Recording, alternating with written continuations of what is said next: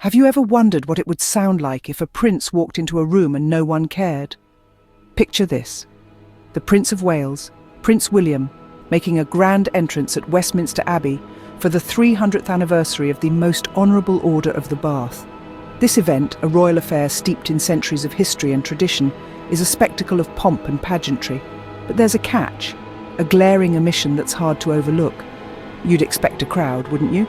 A sea of faces, eager and excited, straining for a glimpse of the future king. You'd expect cheers, waves, applause. But instead there's silence.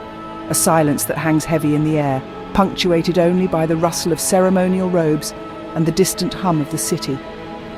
Yes, you heard me correctly. Silence. The Prince of Wales, the man who was once hailed as the modernising force of monarchy, walked into a royal event to be greeted by nothing more than a handful of security and an eerily indifferent public. But this wasn't an ordinary public appearance. This was a meticulously planned royal moment, designed to showcase continuity, honour and legacy. It was meant to be a testament to the enduring relevance of the monarchy. But what it ended up revealing was a stark contrast, an heir to the throne arriving with all the pomp, but none of the people. Could this silence be a mirror reflecting the public's growing fatigue with the royal institution? Or is it a sign that the royal family's hold on public affection is not as firm as they would like us to believe? Whatever the reason, it's clear that the days of automatic adoration for the royals are dwindling. It seems that no matter how shiny the royal image may be, it can't manufacture public interest. An heir to the throne arriving with all the pomp, but none of the people. That, my friends, is the sound of a royal silence. So, what does this silence mean? Is it a random occurrence or a sign of the changing times? This question has been hovering in the air, and it's one that deserves some serious thought. Let's dive in, shall we? Once upon a time, the royals were the heart of public interest. Their every move followed with bated breath. But the world is changing, and so are the people. Could this silence at Westminster Abbey be a reflection of the growing public fatigue with the monarchy?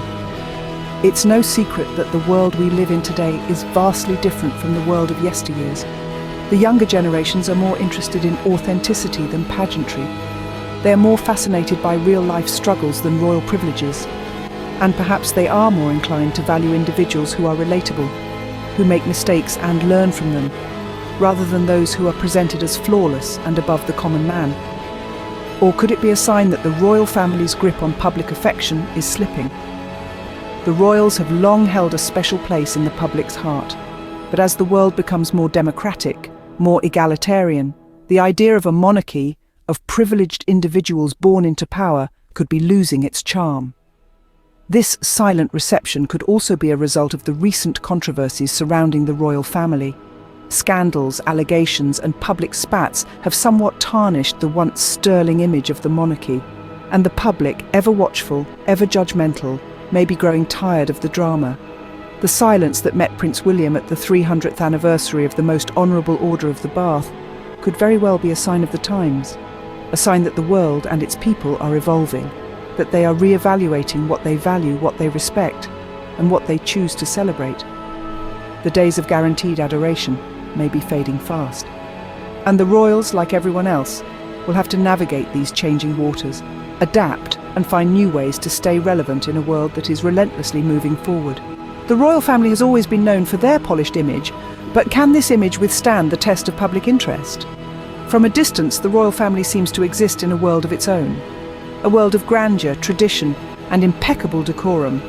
Every event, every public appearance is a well-choreographed dance designed to present an image of continuity and stability that transcends the day-to-day politics and the passage of time. But let's not forget, this image, as polished as it may seem, isn't just for show. It serves a purpose. It's a crucial tool in maintaining the affection and interest of the public. The royal family, after all, isn't just a family, it's an institution. And like any institution, its survival depends on public support. But here's the catch. Public interest isn't something you can manufacture. It's not something you can command or demand. It's something you earn. And earning it requires more than just a polished image. It requires authenticity. It requires relevance. It requires a connection with the people you represent. And this is where the challenge lies for the royal family. Because no matter how grand the ceremony, no matter how impeccable the decorum, it can't fake public interest. It can't fake authenticity. It can't fake relevance. It can't fake a connection. So what does this mean for the royal family? It means that they need to evolve. They need to find ways to connect with the public in a genuine way. They need to show that they're not just a relic of the past, but a relevant part of the present and the future. Because in the end, it's not the crown or the title that matters. It's not the palace or the jewels. It's the people. And if the people aren't interested, then all the pomp and ceremony in the world won't make a difference. No matter how polished the royal image appears, no amount of ceremony can fake public interest.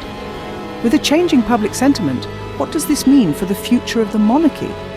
Well, the monarchy has faced challenges before, and it has evolved and adapted. But the current situation may be different. The world is changing rapidly, and the monarchy must keep pace or risk losing relevance. One possible scenario for the future of the monarchy is that it becomes more symbolic, less involved in the day-to-day life of the nation. This could mean fewer public appearances, less media coverage, and a more private life for the royals. The monarchy would still exist, but its role would be more ceremonial, less central to the nation's identity. Another possibility is a shift towards a more modern monarchy. This could mean a more accessible and relatable royal family, one that uses social media and other modern tools to engage with the public. It could also mean a more diverse and inclusive monarchy, one that reflects the changing face of the nation. On the other hand, the monarchy could face a more radical future. Some believe that the monarchy could be abolished altogether, replaced by a republican form of government. This is a controversial idea, but it is not without precedent. Many nations have transitioned from monarchies to republics in the past, and it is possible that the UK could follow suit. However, it's also possible that the monarchy could rebound, regain its lost popularity. After all, the royal family has a knack for reinvention, for adapting to changing times. They could find new ways to connect with the public, to show that they are still relevant, still a vital part of the nation's identity. In the end, the future of the monarchy is uncertain. It will depend on many factors, including public opinion, political developments, and the actions of the royal family themselves. But one thing is clear: the monarchy cannot afford to ignore the signs of change. It must evolve and adapt or risk becoming a relic of the past. Only time will tell what the future holds for the monarchy. Now, we want to hear from you. What do you think this silence means for Prince William and the future of the monarchy? The world of royalty is one of grandeur and spectacle, yet beneath the gilded surface lies a complex tapestry of public sentiment and perception.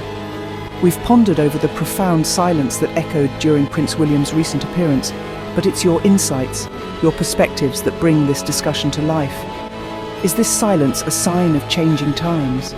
Could it be the subtle hum of a public growing weary? Or perhaps it's an indication of a deeper shift, a transformation in the way we perceive the monarchy? We'd love to hear your thoughts on this intriguing matter. Remember, there's no right or wrong opinion here. This is a space for open dialogue where every perspective is welcomed. Whether you're a die-hard royalist, an impassive observer, or a curious bystander, your voice matters. It's these diverse views that paint a fuller, richer picture of the complex relationship between the royals and the public. And let's not forget, this isn't just about Prince William, but about the monarchy as a whole. How do you see the future of this centuries-old institution? As it stands at the crossroads of tradition and modernity, where do you think its path will lead? As we delve deeper into these compelling narratives, your thoughts and opinions fuel the conversation. So, don't hold back. Let's engage, let's discuss, let's unravel the intricacies of this royal conundrum together. And of course, if you're fascinated by the world of royals, and you want to stay updated on all the latest happenings, the highs and lows, the triumphs and trials, make sure you've hit that subscribe button. Because here at Celebrity Scoop, we bring you the unfiltered truth, the stories that matter, and the insights you won't find elsewhere. Let us know in the comments, and don't forget to subscribe for more unfiltered royal updates only on Celebrity Scoop.